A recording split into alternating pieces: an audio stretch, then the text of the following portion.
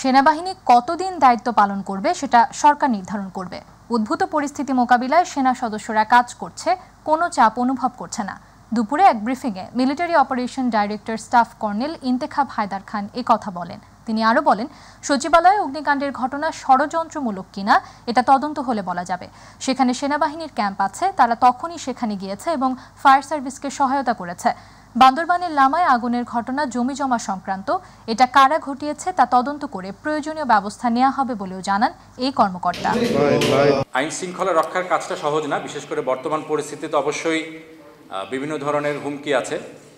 But চাপ বলতে আমরা যেটা বুঝি, সেনাবাহিনীর যে আমাদের রুটিন প্রশিক্ষণ, এটা চাপ নেওয়ার জন্যই আমাদেরকে প্রশিক্ষিত করা হয়।